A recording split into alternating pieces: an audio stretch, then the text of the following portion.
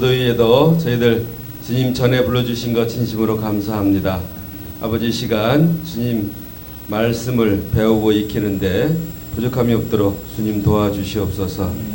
아버지 그라마에서 푸뉴마로 나가는 심리에서 심령으로 나가는 귀한 시간 되도록 주님 도와주시옵소서. 예수님의 이름으로 기도드립니다. 아멘. 우리 벌써 영적 존재의 인간화 끝나고 사람의 인간화 지난 시간에 바로 했습니다. 그래서 1장 전 시간에 서론에 대해서 여러분들 들으셨고요. 이제는 1장 야훼 하나님과 사람과의 관계에 대해서 들어보도록 하겠습니다. 앞에 오늘 결론적으로 그래요. 우리가 여호와 하나님, 야훼 하나님 그러잖아요. 근데 그 야훼 하나님이 뭐냐면은 이제 나중에 뒤쪽에 가면 그런 얘기가 나와요. 우리가 보통 하나님 아버지 그러는데 일반인들 하나님 아버지라고 그런대요. 일반인들. 그런데 우리 기독교 하나님은, 우리가 믿는 하나님은 야훼 하나님. 그런데 부르듯이 그냥 어떤 신적인 존재로 부르는 하나님이 아니라는 거예요. 우리는 야훼 하나님. 왜? 그분이 모세가 물었거든. 왜? 누구시냐고 물었더니 나는 야훼라 그랬어. 야훼. 사람이 붙인 게 아니고 그분이 당신을 드러내신 거를 야훼로 드러나셨어요. 저기 출애굽기 3장 14절 호렙산에서 만났을 때 그때 누구시냐고 물어봤더니 그때 야훼라 그러셨어요. 그래서 그분은 자기가 스스로 사람이 지은 게 아니에요. 모든 거는 우리는 그러면서 그 오후에 이제 시간이 덜 끝나는데 빼어날 수 있다 빛나라 한수 한자 빼어나고 빛난다 해가지고 아버지가 지어졌다는 거예요. 의미가 없다는 거예요. 부르기 좋게 인간들은 상대를 이렇게 부르기 좋게 이름을 지은다는 거예요. 자기의 뜻을 담든지 아니면 무엇을 담든지 하여튼 상대를 이렇게 이름을 짓는데 이 야훼 하나님은 인간이 지은 게 아니란 얘기예요. 하나님 스스로 자신이 계시하는 거란 얘기예요. 그래서 그 야훼 하나님고 그 다음에 우리 하나님 말고 사람이죠. 우리 느차에서 이제는 인간이 뭔지 사람이 뭔지 여러분들이 이제는 이해하실 겁니다. 창조 전에 하나님이 우리를 어떻게 해요?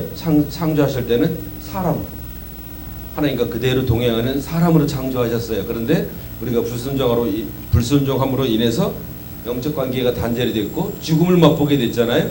근데 죽음을 맛보면서 우리가 인간이 됐어요. 그래서 우리가 다시 하나님과의 관계를 회복하기 위해서 우리가 애쓰고 있어요.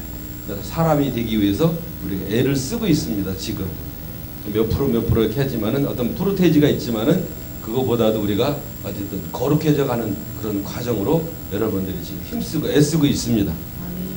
그러니까 하나님과 사람과의 관계가 어떤 것이냐. 그래서 1번 보니까 야훼 하나님과 아담의 창조예요. 그래서 그 기독교에서 말하는 야훼 하나님과 아담의 창조 관계를 얘기를 하고 있습니다. 한마디로 사람이 하나님의 형상으로 지음을 받았다는 거예요. 하나님의 상으로 지음을 받았다는 거예요. 1장에서 그죠? 우리의 형상을 따라서 26장 17장에서 사람을 만들자 해가지고 사람을 만들었어요. 그리고 2장에 가가지고는 남자 여자 창조를 했어요. 3장에 가지고 근데 그들이 3장에 가가지고는 타락을 하잖아요. 네, 그 얘기를 계속해서 얘기를 하고 있습니다. 그래서 결과적으로는 하나님이 말을 해요. 근데 창세기 불순종하기 전에는 아담한테 동상 모든 나무는 네가 임의대로 먹되 선악을 알게 하는 나무는 먹지 말라. 금지 명령을 하셨어요. 그러니까 말을 그렇게 많이 안 하셨다는 거야. 근데 오히려 타락하고 나서부터는 오히려 아담에게도 말을 많이 하시고 그 다음에 그 이후에 아들 그 가인 있잖아요. 살아인 가인에게도 얘기를 하시고 또 노아에게도 아브라함에게도 모든 이 성경의 인물들에게 하나님이 타락했음에도 불구하고 그 인물들에게 하나님께서 말씀을 하셨다는 거예요. 그래서 하나님이 말씀이시다. 하나님은 말씀이시다. 이런 거를 주제로 해가지고 얘기를 지금 전개를 해 나가고 있습니다. 자, 그런 의미를 가지고 여러분들 얘기를 하시는데, 자, 하나님에 대해서 우리가 또 이해를 해야 될 게 뭐가 있느냐면은 하나님에 대해서 그분이 자신을 스스로 계시를 하셨지만은 우리가 하나님을 알 수가 없는 거예요. 그러다 보니까 결과적으로는 인간의 이해 방식으로 하나님을 유추해서 생각해 볼 수밖에 없는 거예요. 인간의 생각으로 하나님을 유추해 볼 수밖에 없다. 그것을 가지고서 관계 유추라고 합니다. 관계 유추. 그 다음에 본질 유추는 뭐냐면 인간이 하나님의 본질을 갖다가 우리가 살펴야 되는데 그거는 불가능하다는 얘기예요. 하나님이 어떤 분이신지 인간이 알 수가 없는 거예요.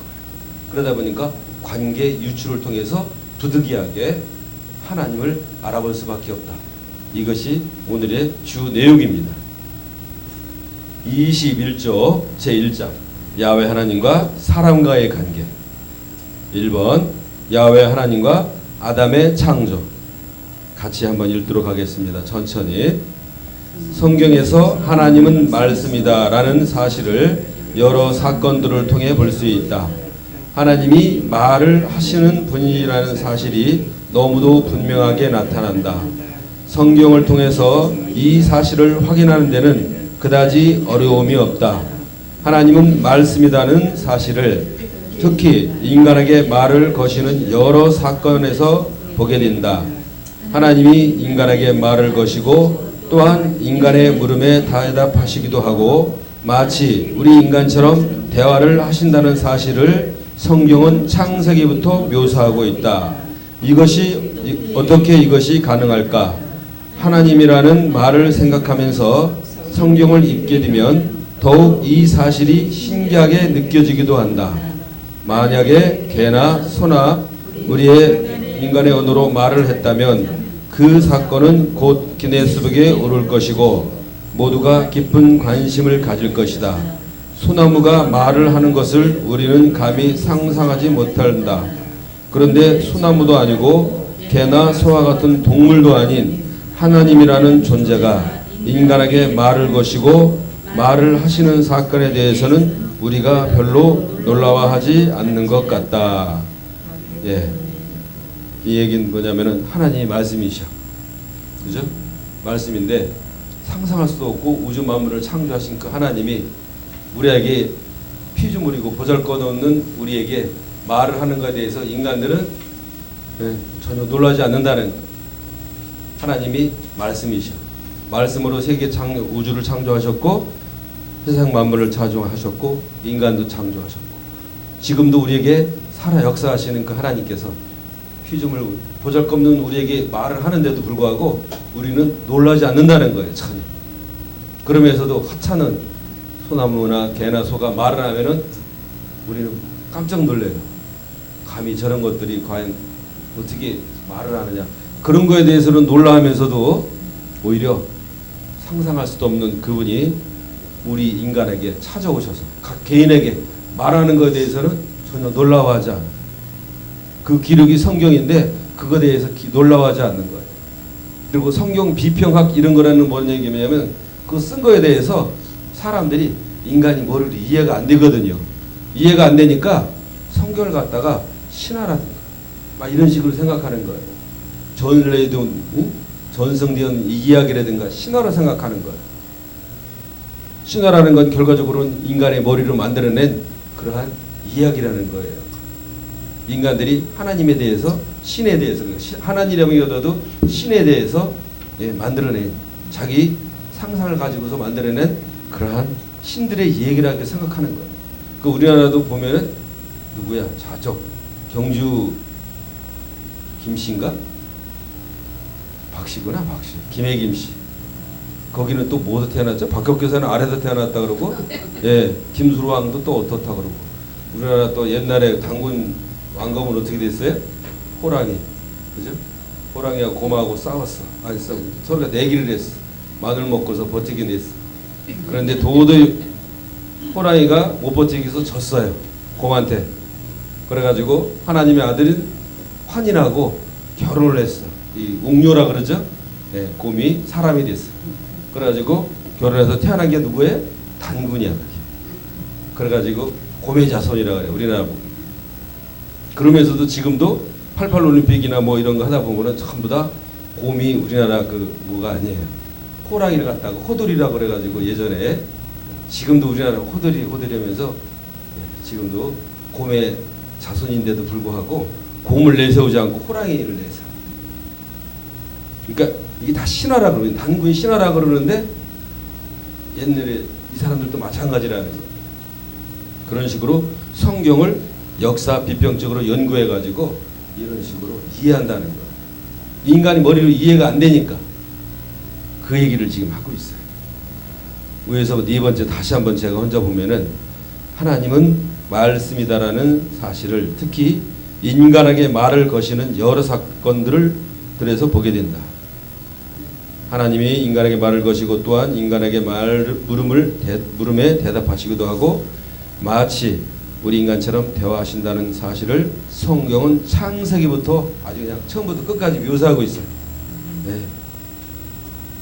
하나님이라는 말을 생각하면서 성경을 읽게 되면 더욱 이 사실이 신기하게 느껴지기도 한다. 근데 우리는 그것을 신기하게 느껴지기도 하고 감사하게 느껴지기도 해요.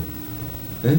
우리 개인이 그것을 이해할 수 있도록, 인식만 하는 게 아니고 이해할 수 있도록 고백하는 거. 우리는 그것이 나의 구주 하나님, 나의 창조주 하나님을 우리는 고백하는 거예요. 예, 그게 은혜입니다. 사실은 은혜인데 세상 살다 보면은 돈이라든가 부와 명예 권세 출세 있잖아요. 이런 것 때문에 다 눈이 가려지는 것 같아. 가려져 가지고요 하나님이 보이질 않아요. 네? 내 욕심 때문에 눈이 가려져. 아까 우리 앞에서 세계관이라 그랬잖아요. 그러다 보니까 내 세계관이 돈이 돼버리는 거예요.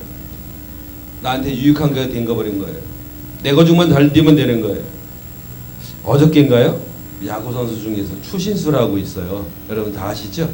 근데 아마 부산 출신인데 20살인가 정도에 미국에 가가지고 어쨌든 고생 하다가 지금 한 7년에 1,500억을 번대요. 세금 이리저리 떼어내고 나면은 한 50% 세금 떼낸답니다. 그래도 어쨌든 한 600~700억을 번대요. 미국에서 이제 평생 벌 만큼 살았어. 20살에 갔으니까 결과적으로는 애들도 거기서 태어났고 3남매가 있는데 아들 둘이 14살이고 뭐 12살인가 10살인가 그래요. 근데 걔네들이 한국 국적을 포기했대요. 그래서 나는 그 얘기 듣고 나서 그랬어요. 아유 뭐 걔네들은 영어도 못할 것 같아. 한국어도 못할 것 같아. 미국에서 태어나가지고 미국에서 학교 다니고 완전히 미국 사고방식인데 걔네들이 한국에 들어와서 살 수 있겠나? 이해가 가요. 근데 우리나라는 난리 났어. 우리나라 사람들 배신했다 이거. 대한민국의 이름으로 국가대표 이름으로 나가서 아시안게임 나가가지고 서로가 관이 달라. 그래가지고 여태까지 대한민국 팔아먹고서 이제 와가지고 자식들만 싹 빼돌린다는 얘기가. 12살짜리 10살짜리가 무슨 국적을 미국 거 택할 권리가 있느냐 이거예요. 부모들이 해줬지. 네? 그런 얘기를 해가지고 많이 실망했다 하는 그런 얘기가 나와 있어요. 그러니까 세계관이 다르다는 거예요. 세계관. 자, 그래서 지금 자 밑에 세 번째, 당연하게 생각해서일까 아니면 성경의 기사들을 역사 비평적으로 연구해야 할 대상으로 여기고 있기 때문에 그 사건들을 하나의 은유적인 표현이거나 상상 내지 상징이나 또는 신화라고 생각해서일까, 혹은 성경이 하나님을 인간의 방식으로 표현했다고 생각해서일까. 하여간 분명한 것은 하나님과 인간의 관계를 위해서는 유치의 방식이 불가피하다는 것이다. 자, 신화가 됐든 상상이 됐든 사상 사람들 다 그렇게 여겨요. 그래도 어쩔 수 없이 분명한 것은 뭐냐? 하나님과 인간의 관계를 설명하기 위해서는 유치의 방식이 불가피하다는 거예요. 지금 그 얘기를 하고 있습니다. 자, 2번을 한번 보도록 하겠습니다. 조그만 글씨 2번, 유치에 대해서 한번 얘기를 하고 있습니다. 2번 밑에 5번째, 골비처는 유치의 문제는 기독교 신학이 하나님에 관해 인간이 말해야 하는 하나의 사유라는 점에서 우리에게 주어진 과제라고 규정한다. 선포를 인간의 말로 표현해야 하는 기독교 신학은 하나님의 존재와 직접 관계하는 것이 아니라 하나님이 계시에서 나타난 하나님의 인간에게 행하심과 관계하기 때문에 불가피하다는 것이다. 하나님의 존재는 유추적 방식으로 파악되지 않는다. 그러나 우리에게 행하신 그의 역사적 행하심은 유추의 방식으로 파악될 수 있다고 한다. 예, 그러니까 유추의 문제는 결과적으로는 이러하니까 결국은 하나님 이러한 분이다, 이런 식으로밖에 설명할 수 없다는 거예요. 인간의 방식으로 하나님을 설명할 수밖에 없다는 거예요. 우리가 관계적 유추라는 것 중에서 우리가 인간인 예수님을 대해서, 그죠? 예수님이 이런 분이기 때문에 그 인간론에서 우리가 관계적 유추를 한번 여러분들 배워본 적이 있을 겁니다. 그러니까 하나님은 선포하셨어. 나는 야훼다. 예? 하나님은 말씀을 통해 가지고 당신의 말씀을 인간에게 선포하셔, 일방적으로. 근데 그것을 갖다가 인간의 말로 표현해야 되는 거예요. 결국으로 은혜를 줬거든요. 바울에게 은혜를 줬어. 모세에게 은혜를 줬어. 그죠? 수많은 노예에게 은혜를 줬어. 그 은혜를 준 걸 갖다가 결국은 인간들이 인간의 방식으로 기록할 수밖에 없는 거예요. 전할 수밖에 없는 거예요. 그 얘기를 지금 하고 있습니다. 그런데 선포를 인간의 말로 표현해야 하는 기독신학은 하나님의 존재와 직접 관계하는 것이 아니라 하나님의 계시, 하나님이 자기를 나타내잖아요. 계시에서 나타난 하나님의 인간에게 행하심과 관계하기 때문에 불가피하다는 것이다. 그러면서 하나님의 존재는 유추적 방식으로 파악되지 않는다. 그러나 우리에게 행하신 그의 역사적 행하심은 유추의 방식으로 파악될 수 있다고 한다. 그러니까 하나님은 우리가 유추를 통해서 알아볼 수가 없어요. 그런데 그 행하신 일을 통해서는 하나님이 어떤 분이라는 것은 우리가 알 수 있다는 거예요. 그런데도 불구하고 우리는 그냥 하나님은 사랑이시다, 하나님은 말씀이시다, 통틀어서밖에 얘기를 못하셔. 우리가 아는 거는 그분의 일부분, 조그만 부분만 알아보고 있는 거예요. 지금 바르트는 유추의 불가피성을 인식하면서 인간을 가지고 하나님을 유추하는 본질 유추가 아니라, 자, 하나님의 형상으로 창조된 인간이죠. 그 인간을 가지고 하나님을 알아볼 수가 없다는 거예요. 예? 하나님의 형상으로 창조됐다면 인간이, 그러면서 인간을 가지고 하나님을 알아볼 수 있는 것, 그게 아니라는 거예요. 인간을 가지고 하나님을 유추하는 본질 유추가 아니라 하나님이 인간으로 유입되었다는 근거에서 하나님을 파악하는 관계 유추의 방식을 자신의 신학에 도입한다. 무슨 얘기인지 아시죠? 네, 하나님이 역사하신 것. 하나님이 이 땅에 내려오셨어. 예수 그리스도가 이 땅에 성육신하셨어. 이러한 사건 통해 가지고 하나님 말씀으로 기록하는 이 성경 가지고 하나님을 유추해 볼 수밖에 없다는 거예요. 자, 그 얘기를 지금 하고 있습니다. 지금 22쪽 유추에 대해서 다시 한번 하여간 분명한 것은 하나님과 인간의 관계를 위해서는 유추의 방식이 불가피하다는 것이다. 자, 그러면서 종교개혁자들 23쪽 종교개혁자들의 위대한 발견이 있다면 그것은 하나님은 말씀이다라는 사실이다. 물론 이 말은 그들의 신학적 사상을 대변하기도 하면서 동시에 성경에 묘사된 하나님을 신학적으로 잘 표현한 말이 분명하다. 왜냐하면 성경에서 하나님은 처음부터 인간에게 말을 거실 뿐 아니라 인간의 말을 듣는 인격적인 하나님으로 나타나기 때문이다. 하나님은 말씀이다는 말을 정확하게 표현한다면 하나님은 인간에게 말을 거시는 말이 된다는 의미이다. 흥미로운 사실은 성경에서는 하나님의 말을 거시는 행위가 인간의 타락과 상관없이 나타나고 있다는 것이다. 인간의 타락 전에 말을 거신 것보다 오히려 인간의 타락 후에 말을 거신 것이 더 많고 다양하다는 사실이다. 제가 좀 전에 여러분들 서른 부분에서 얘기를 했었죠? 예, 그 얘기를 하고 있어요.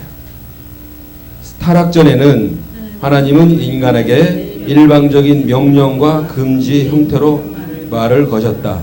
인간의 불순종 이전에는 하나님이 그들에게 복을 주시며 그들에게 이르시되 생육하고 번성하여 땅에 충만하라, 땅을 정복하라, 모든 생물을 다스리라고 하셨고, 여호와 하나님이 그 사람에게 명하여 가라사대 동상 각종 실과는 네가 임으로 먹되 선악을 알게 하는 나무의 실과는 먹지 말라.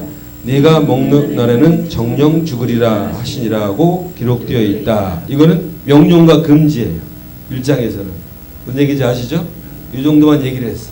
그런데 타락 후에는 더 말을 많이 하셨다는 거예요. 그런데 인간의 타락 후에는 이보다 훨씬 다양한 방식으로 말을 거신다. 그 말 거심의 방식은 하나의 대화의 방식이다. 이제는 타락 전에는 아담은 얘기를 안 했어. 하나님이 그저 딱 일장에 나타난가 보는 이런 식으로만 하나님만 그 명령과 금지로 말씀하셨다. 그런데 타락 후에는 이제는 네가 어디 있느냐 그랬더니 내가 두려워서 숨었다 그러고 이제는 대화 형식으로 나와요. 모든 것이. 예? 가인도 마찬가지로 예, 동생을 죽이고 나서 또 하나님하고 대화하는 장면이 나오고 모든 것이 그렇게 대화의 방식으로 나타나는 거예요. 이제는. 그 말거심의 방식은 하나의 대화의 방식이다. 타락한 아담과 대화하셨고 가인과 대화하셨고 노아와 대화하셨고 아브라함에게와 그리고 많은 인간들에게 개별적으로 말을 거셨고 말을 들으셨다. 말만 하신 게 아니고 그 인간들의 말을 또 들은 거예요. 대화를 위해서. 24쪽입니다. 두 번째 줄. 타락 전의 말 거심은 명령과 금지의 형태를 가지는데 이것은 창조된 하나님이 인간이 반드시 지켜야 하는 말이었다. 지키지 않으면 심각한 문제가 생기는 말이고 이 문제는 하나님 편에서 생기는 것이 아니라 인간 편에서 발생한다는 것을 암시하는 말이었다. 인간이 하나님의 말을 듣지 않으면 심각한 문제가 발생한다는 것을 전제로 한 말이었다. 달리 말하면 창세기 2장 16절 이하의 말씀은 인간의 불순종을 염두에 둔 말씀이었고 인간이 가지게 되는 실제성 상실을 예언하신 금지의 말씀이었다. 즉 하나님의 인간에게 그 일을 금지하셨을 때 이미 인간이 선악과를 따먹을 것과 자신의 말을 불순종할 것을 미리 아시고 하신 금지의 말씀이었다. 하나님의 금지의 말씀은 곧 사람의 죽음을 전제로 한 금지였다. 자신의 말을 듣지 않고 선악과를 먹고 타락하여 죽는 사람을 미리 아시고 하신 금지 명령이었다. 하나님이 인간이라는 존재를 창조하셨어. 그런데 자기가 교제를 하셨어. 그리고 그대로 영적인 교제를 하고 유일하게 이 세상 모든 것 만물을 다스리라고 명령하신 그 사람인데 타락할 걸 미리 아셨다는 거야. 선악과를 먹지 말라 그랬어. 그럼에도 불구하고 그걸 먹게 되는 걸 알고 또 상장 15절에 가가지고는 이제는 원복음이라 그러죠. 예수 그리스도를 예표를 하는 거예요.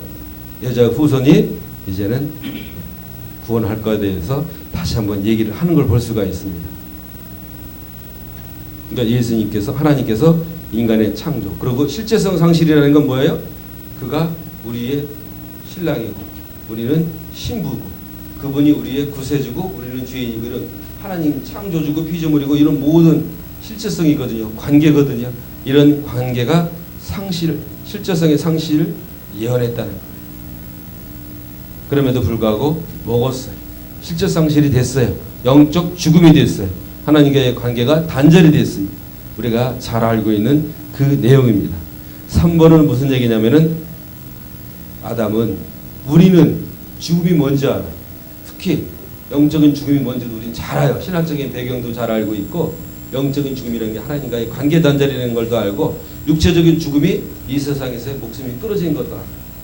죽으면은 우리는 땅에 묻히고 예수님이 나중에 부활 승천할 때 재림할 때 우리가 살아있는 자나 죽은 자나 다 부활 승천해서 우리 믿는 자들은 예수님과 함께 천년왕국에서 영원토록 천년 동안 왕노릇하다가 나중에 영생과 영벌로 우리가 처해진다는 거 두 번째 부활이 있다는 거 우리가 알고 있습니다. 우리는 상식이 들어가 있어요. 근데 아담은 죽음이라는 게 당해보질 않았어요. 몰랐다는 거예요. 아예 그 죽음이 어떤 것조차를 몰랐다는 얘기입니다. 그 얘기를 3번에 가서 얘기를 하고 있어요.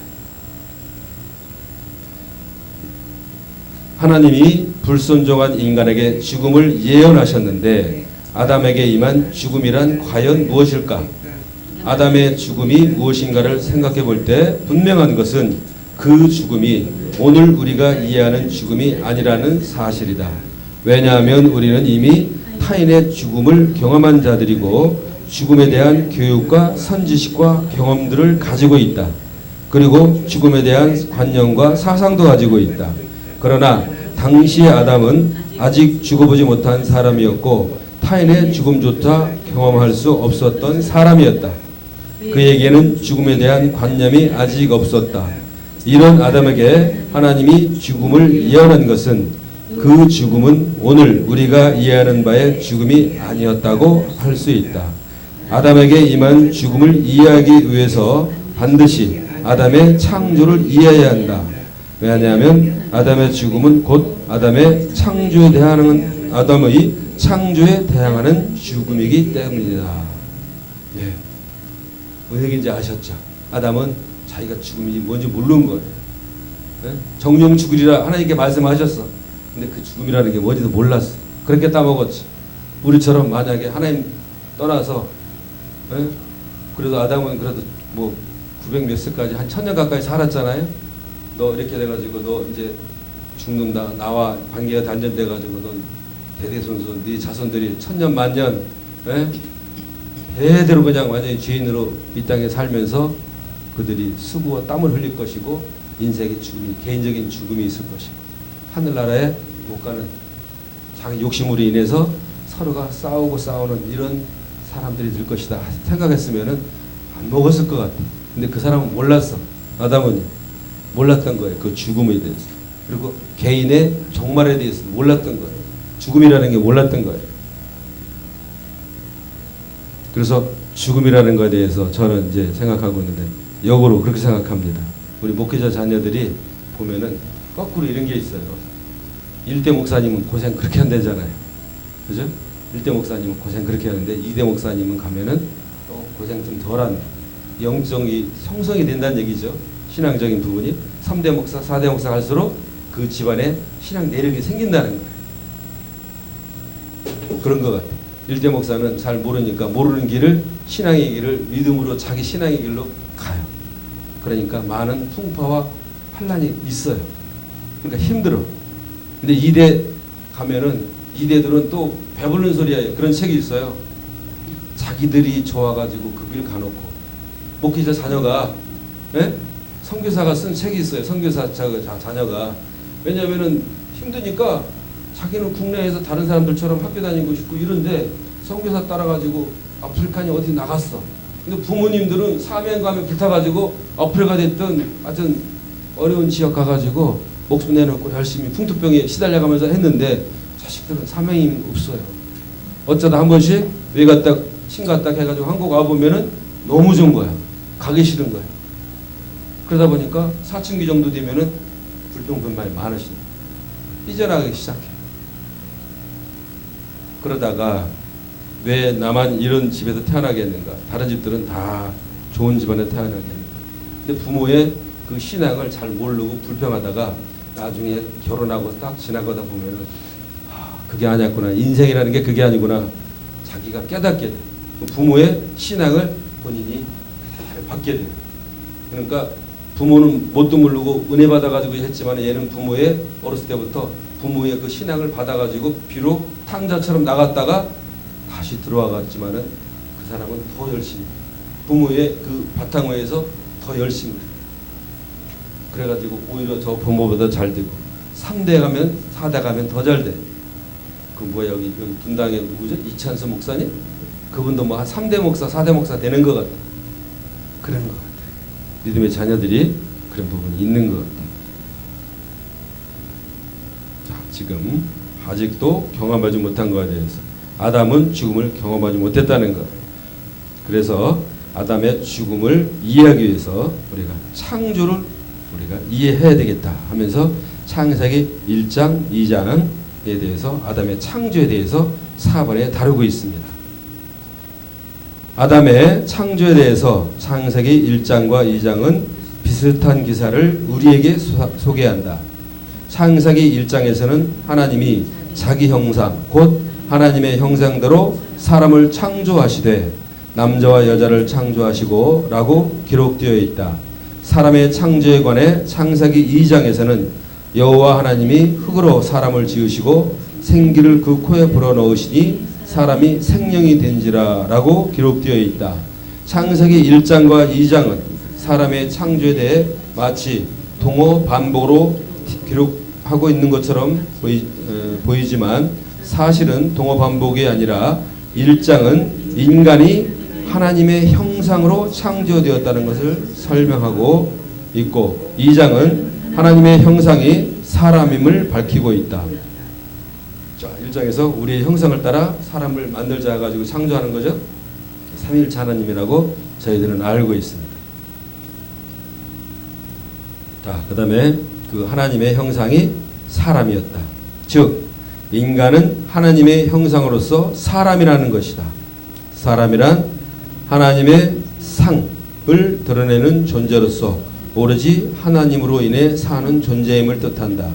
달리 말하면 사람의 생명은 곧 하나님인 것이다. 사람은 처음부터 하나님의 사람으로 창조된 것이다. 하나님의 영으로 인해 사는 존재가 바로 사람인 것이다. 그런데 우리가 타락해가지고 하나님 없이 살겠다고 지금도 그래. 사실 우리가 세상 살면 불쌍한 저 같은 경우에는 세상에서 한 30 넘게 있다가 보니까 그 물이 안 빠졌어요. 안 빠져가지고 두 다리를 목사라고 하면서도 두 다리가 있어. 그러다 보니까 교회가 더 잘 됐으면 성도가 많았으면 그런 생각을 하게 돼요. 네? 그래서 제가 이제 교회 이렇게 얻으러 다녀 보니까 교회가 지하교회 뭐 20편 30편 해가지고 열심히 하는 목사님들 많아. 그래가지고 조그만 교회 앞에서 강당에서 저기 뭐야 자부동 이러면 안 되죠. 일본과의 관계 때문에 자부동이라면 안 되고 방석 네. 자부동 이런 거 하면 안 돼. 일본 그 방석 놓고서 막 전도사님이고 목사님이고 여기서 기도하시고 방 혼자 생활하시고 사모님은 집에서 있으신지 안 계시고 기도만 하시는 목사님들 계시고 그렇게 하면서 교회에 기도하시는 분 지하에서 눅눅한 냄새가 나는데 그런 목사님들이 많이 계시고 근데 저는 큰 교회에 있다 보니까 그런 데가 눈이 안 들어. 그래도 성도들이 많이 찾아왔으니까 그러다 보니까 자꾸 지상 찾아야 되고 넓은 데 찾아야 되고 이런 그런 그러다 보니까 지상에 있는데도 불구하고 좁아. 지상에 있는데도 불만이 약간 있어. 다른 사람들이 보면은 웃긴다 그래. 사람이라는 게 또 그렇더라. 예, 욕심이 한이 없어요. 욕심이라. 자, 우리가 어쨌든 간에 하나님의 영으로 인해 창조된 사람이에요. 예? 사람이라는 것은 하나님으로 인해 사는 영적인 존재가 바로 사람이라는 것입니다. 자, 5번 하나님의 사람으로 창조된 아담, 즉 아담은 하나님의 말씀을 들어야 사는 존재인 것이다. 그런데 아담은 하나님의 말씀을 듣지 아니하고 불순종하여 하나님 앞에서 타락했다. 그 결과로 죽음이 임하게 되었는데 그래서 그에게 임한 죽음이란 곧 사람의 죽음이었다. 그가 완전히 죽었어요? 아담이 그때로부터 죽어가지고 끝이었어요? 아니죠. 그때 이후부터 자식들을 낳고 살았어요. 영적인 죽음이에요. 사람의 죽음 얘기예요. 그죠? 네. 사람의 죽음이란 더 이상 사람이 아닌 것을 뜻한다. 즉 하나님으로 인해 사는 존재로서의 사람이 더 이상 하나님으로 인해 살지 않는 존재가 되었다는 것을 뜻한다. 하나님의 영으로 사는 존재인 아담은 더 이상 하나님의 영으로 살지 않는 존재, 즉 하나님의 호흡이 중단된 존재를 의미한다. 사람의 죽음이란 인간이 더 이상 하나님의 영으로 살지 않는 존재가 되었음을 뜻한다. 사람의 죽음은 아담이 더 이상 사람이 아니라는 것을 의미한다. 아담은 사람으로서 하나님의 금지 형태의 말을 거역하면서 더 이상 하나님으로 인해 살 수 없는 존재가 되었다. 사람으로 창조된 아담은 불순종한 이후 더 이상 사람이 아니었다. 어려운 얘기 아니죠? 예, 우리가 다 알고 있는 그 사실입니다. 자, 우리 26쪽 넘어가겠습니다. 그러면서 사람이 어떤 존재인가를 알기 위해서는 우리가 인간에게서 출발해야 된다. 아까 관계적 유추를 얘기를 했잖아요. 사람이 26쪽 6번 사람이 어떤 존재인가를 알기 위해서는 우리는 인간에게서 출발할 수 없다. 왜냐하면 인간의 실제성은 단순히 인간에게 문제가 아니라 오히려 신학의 주제이기 때문이다. 인간의 실제성은 하나님의 실제성에 의해 밝혀지는 문제이기 때문이다. 따라서 사람을 이해하기 위해 하나님에게서 출발해야 한다. 하나님에게서 출발해야 한다는 것은 하나님의 실제성을 말해서 출발해야 함을 뜻한다. 하나님의 실제성을 말해주는 말이란 하나님이 인간에게 스스로 자신을 계시하신 말이어야 한다. 그러면서 지금부터 출애굽기 3장 야훼라는 걸 얘기했습니다. 사람이 어떤 존재인가를 알기 위해서는 사람을 창조하신 하나님을 알아야 된다는 거예요. 예? 그래서 제가 하는 게 뭐예요? 야훼 하나님과 아담의 창조죠. 1번이 예. 그래서 야훼 하나님과 아담의 창조예요. 그래서 그 부분을 지금부터 얘기하는데, 자, 인간을 창조하신 하나님에 대해서 알아야 된다는 거예요. 사람을 알기 위해서는 우리는 그 말을 성경 출애굽기 3장에서 찾아본다. 거기에서 하나님이 모세에게 자신을 이름을 소개하시는 기사가 나오는데 하나님은 자신을 야훼라고 밝히셨다. 하나님이 430년간 애굽에게 핍박을 받던 이스라엘 백성들을 모세를 통해 구원하시기로 작정하시고 모세를 호렙산에서 부르시고 이스라엘을 인도할 것을 분명하셨다. 이 명을 듣고 모세는 자신을 애굽으로 보내려는 분의 이름을 묻게 되는데 모세의 이름을 질문해 하나님은 스스로 야훼라고 하신 것이다. 이것은 하나님이 야훼라는 이름을 가졌다는 의미가 아니라 하나님이 야훼이시기 때문이다. 하나님은 야훼라는 이름을 가진 존재가 아니라 야훼로 실제하시는 것이다. 자, 여기서 하나님이 야훼라고 그랬었어요. 나는. 그렇게 우리기 때문에 우리는 그분이 야훼라는 이름을 가진 분이 아니라는 거예요. 그냥 하나님과 같은 이런 이름이 아니라는 거예요. 그분은 나는 스스로 있는 자니라. 야훼가. 예? 야훼. 나는 스스로 있는 자니라. 그분이 자신을 나타내는 말이에요. 인간이 지은 말이 아니라는 겁니다. 예. 이것은 하나님이 야훼라는 이름을 가졌다는 의미가 아니라 하나님이 야훼이시기 때문이다. 하나님은 야훼라는 이름을 가지는 존재가 아니라 야훼로 실제한다. 야훼는 하나님을 명명할 수 있는 어떤 이름이 아니라 야훼가 곧 하나님인 것을 뜻한다. 하나님은 야훼이고 야훼는 하나님인 것이다. 하나님은 본질적으로 이름을 가지는 어떤 존재가 아닌 것이다. 어떤 이름을 가진 존재라면 그것은 실체로 파악이 될 수 있다. 실체로 파악된다면 인간의 이성에 의해 실체화되는 존재가 된다. 그러니까 야훼가 인간이 부처되다든가 하나님이 야훼라는 이름을 가졌다든가 이런 식으로 된다면은 그거는 실체화예요. 실체화된다는 것은 인간이 이성으로 이미 하나님을 이렇게 판단할 수 있다는 거예요. 하나님을 이렇게 저렇게 판단할 수 있다는 것은 그건 하나님일 수가 없다는 것을 얘기를 하고 있습니다. 그 얘기를 하는 거예요. 어떤 이름을 가진 존재라면 그것은 실체로 파악될 수 있고 실체로 파악된다면 인간의 이성에 머리에 의해서 실체화되는 존재가 된다. 그렇게 되면 그것은 생명이 아니라 생명에 관한 어떤 것이 된다. 그러나 하나님은 실체가 아닌 것이다.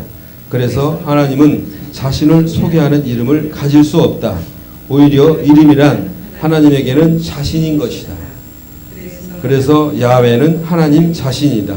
더 엄밀하게 말한다면 야훼는 인간 앞에서의 하나님 자신인 것이다. 하나님 자신이 바로 야훼이기 때문이다. 하나님은 야훼라는 하나의 명명된 그라마를 가지는 존재가 아니라 야훼로 인간에게 실제하신다는 것이다. 야훼는 인간과 관계하는 하나님의 실제성을 의미한다. 그러니까 우리가 한국 사람이기 때문에 그냥 야훼 하나님이라고 불러요. 여호와 하나님이라고 불러요. 그죠? 우리가 인간하고. 근데 사실은 야훼 하라면 끝나는 거예요. 야훼. 예? 야훼라고 그러면은 거기에 뭐예요? 나를 창조하신 하나님이라는 의미가 다 들어가 있어. 근데 우리는 야훼라 그러면은 잘 이해가 안 돼. 여호와라 그러면 이해가 안 돼. 그러니까 어떻게 해요? 거기다가 우리가 생각하는 하나님이라는 개념, 창조라는 개념을 머리에다가 넣기 위해서 야훼 하나님이라고 오늘 또 얘기를 하고 있어. 사실 하나님이라는 얘기 필요 없어요. 왜? 그분 자신이 뭐예요? 우리가 믿고 있는 자신이 그분 그 하나님의 이름이 뭐예요? 사실은 그분이 실체가 뭐냐면은 사실은 야훼. 뭔 얘기인지 아셨죠? 예. 그러니까 야훼라는 것은 그분 자신이시, 하나님 자신이시. 예? 이름이 그분이 자신을 계시하신 것. 인간이 지은 게 아니에요. 그 얘기를 지금까지 하고 있습니다. 하나님은 27쪽 다시 한번, 하나님은 야훼라는 하나의 명명된 그라마를 가지는 존재가 아니라, 예? 인식된 그런 존재가 아니고 야훼로 인간에게 실제하신다는 것이다. 야훼는 인간과 관계하는 하나님의 실제성을 의미한다. 무슨 얘기인지 아셨죠? 예. 여기까지 오늘 제가 담당한 건데 여러분들 잘 아시는 거라. 그런데 한 가지만, 이거 우리가 생각하는 건 뒤로 나가지만은 우리가 생각하는 건 우리는 그냥 기도할 때 하나님 아버지 나 이거 도와주세요. 우리 모두 이렇게 습관이 돼 있어요. 그러니까 우리는 하나님이 그 하나님이라 그러는데 이 책에서는 이분이 얘기하시는 거는 일반인도 하나님이라고 부른다 이거야. 예? 자기를 아쉬울 때 우리가 막 뭐라 그럴까? 습관적으로 나오는 게, 위기에 빠져 습관적으로 나오는 게 뭐냐면 엄마라고 불러. 모든 사람들이 습관적으로 부르는 게 엄마라고 부르는 게 거의 습관적이에요. 그러나 어른들이 정도 되면은 엄마를 부르는 게 아니고 이제 나도 모르게 부르짖는 게 하나님. 인간들이 본능적으로 부르는 게. 근데 그 하나님이 일반인들이 안 믿는 사람들 하나님 찾는다 이거. 그런데 우리가 믿는 하나님, 우리가 믿는 하나님은 야훼 하나님이라는 거예요. 구분하는 거예요. 무슨 얘기인지 아셨죠? 구분하는 건데 엄밀하게 말해서는 야훼 하나님보다도 더 정확한 거는 야훼예요. 무슨 얘기인지 아셨죠? 야훼입니다. 그런데 이 책에서는 야훼 하나님이라고 이렇게 구분해서 얘기를 해요. 하나님과 야훼 하나님을 구분하기 위해서 뒤에 가서 그런 부분이 있습니다. 그러니까 오늘은 이 부분까지 했는데 야훼 하나님이 어떤 분이신지 말씀을 우리에게 창조하셨고, 예, 다가오시고, 그 다음에 아담의 창조를 통해 가지고 했는데 아담은 죽음을 몰랐다. 죽음을 몰랐어. 죽음을 결국은 하나님 말씀을 금지 명령을 어김으로써 결과적으로는 죽음에 임하게 됐다. 그 얘기를 지금 하고 있습니다. 그리고 이제 하나님의 이름과 그 다음에 너에 대해서, 예, 곧 이어서 다음 시간에 나올 겁니다. 자, 제가 여러분들한테 여러 가지 말 중에서 아까 얘기한 세계관도 있고요. 우리가 서로가 생각이 다르다 그랬잖아요. 세계가 다른 게 그렇더라고요. 저는 이제 신경 안 쓰려고 그러는데 보다가 이렇게 라디오를 들으다 보니까 요즘 또 그런 일이 있대요. 일본 사람들은 그 우루라 그러죠? 그 우, 그렇죠? 우익이라 그러죠. 우익들이 뭐냐 그러면은 어쨌든지 똘똘 뭉쳐가지고 옛날에 한국에 대해서는 그렇게 미워하지 않았대. 한국에 대해서 요즘 한국에서 반일 감정이 일어나고 노자팬 뭐 이런 거 일어나기 시작하니까 그분들 중심으로 똘똘 뭉쳐가고 아베 지지가 싹 올라갔다네요. 그러니까 그 사람들은 위기에 딱 봉착하니까 아베를 중심으로 해가지고 나라를 위해서 그 사람들은 우익이라 이거예요. 나라를 위해서 수상을 중심으로 해서 딱 뭉친다 이거예요. 근데 한국은 나라가 위기에 빠지니까 어떻게 해요? 예. 우익이라는 사람들이 나라를 위해서 딱 단결하는 게 아니고 대통령을 중심으로 당당한 게 아니고 대통령 욕한대요. 그러니까 일본 우익하고 한국 우익하고 다르다. 그 얘기를 하시더라고요. 그냥 제 얘기가 아니고 라디오에서 하는 얘기 제가 전해드렸어요. 그러니까 서로가 세계관도 다르고 서로가 그런 것 같아요. 나라가 어려울 때 딱 뭉치는 게 아니고 한국 사람들은 나라가 올 때 남을 딱 공격한대요. 제가 예전에 들은 얘기가 있어요. 예전에 들은 얘기가 있는데 옛날에 임진왜란 어떻게 임진왜란 때 선조 임금이 도망가기에 바빴는데 일본 애들이 그렇게 길을 잘 알 리가 없잖아요. 길을 잘 알 리가 없는데 길을 안내를 했다는 거예요. 한국 사람들이. 예? 한양으로 어디로 그냥 안내를 하니까 어디에 누가 관가가 있고 어디가 있고 길을 안내하니까 속성으로 올라왔대. 선조임금이 도망가기 바빴다니. 부산에 도착했답니다. 그랬는데 벌써 올라왔대. 그런 얘기였어. 아쉬운 대목이에요. 그럴 때 같이 이렇게 막 단결을 못하는 게 좀 아쉬운 것 같습니다. 자, 마무리하고 마치도록 하겠습니다. 여러분들, 야훼 하나님과 하나님 창조, 하나님이 우리에게 말한다는 그 자체가 기적이에요. 여러분들, 말씀을 듣고 하나님과 교제한다는 게 여러분들 기적입니다. 평범하게 우리가 오가니까 그러려니 그러잖아요. 우리 집사님도 이렇게 부산에서 집사님도 우리가 내가 간증 들을 때마다 그렇지만 내가 어려울 때마다 그분께 구할 수 있다. 예? 그런 믿음 주셨다는 게 굉장히 나한테 큰 복이에요. 왜? 그 믿음이거든요. 내가 하나님께 말씀을 드릴 때 그분이 듣는다는 게 믿음이에요. 내가 믿음이 없으면 그 하나님이 나와 대화를 안 한다고 생각하면 내가 그분한테 구하겠어요? 내가 미친 사람 같은데. 그죠? 근데 우리에게는 내가 어렵고 힘들 때 또 외로울 때 그분에게 구할 수 있다고, 그분이 들어준다고 하는 그 믿음이 우리에게 있어요. 야훼 하나님이 말을 받아준다고. 내가 힘들 때 아들아 내 딸아 하고 여러분들이 하나님께서 위로를 받습니다. 말씀을 들어요. 그 하나님이 야훼 하나님이에요. 천지 창조하신 야훼 하나님이세요. 시간 영혼이라 그러니까 이상하잖아요. 알 수도 없어. 끝이 없어. 우린 잠깐 이 시간에 있어요. 그 끝하니까 또 저쪽 어디 끝인 것 같은데 그 끝을 알 수가 없어. 영혼부터 영혼까지, 알파 오메가, 처음부터 끝까지 창조하신 그 하나님께서 우리를 창조하시고 이 100년 동안에 80년 동안에 잠시 세상에 살면서 우리가 그분을 붙잡고 나가면서 승리해서 영원한 세계로 같이 그분과 동행한다니까요. 이게 우리한테 큰 복이에요. 힘들고 어렵더라도. 그렇다고 우리가 굶어 죽습니까? 그건 아니잖아요. 예, 여러분들 따뜻하게 세상 사람들 지금 찜질하고 있는데 그래도 여러분들 시원하게 그래도 말씀 듣고 은혜 받는 시간이 있잖아요. 복이에요. 복이에요. 다른 거 있을 겁니다. 남들은 해변으로 부산에서 해운대로 갑니다. 전 젊었을 때 한번 가봤어요. 100만 명이 모인다고 할 때 한번 가봤는데 그 다음부터 해운대는 다시 안 가요. 젊었을 때 한번 가봤는데 다시는 안 가요. 술 먹고 깨진 소주병과 무질서밖에 없더라고요. 젊었을 때 딱 한 번 가보고 다시는 뭐 옆에 광안리도 있다 그러고 뭐 어디도 있다 그러는데 해수욕장은 다시는 안 갑니다.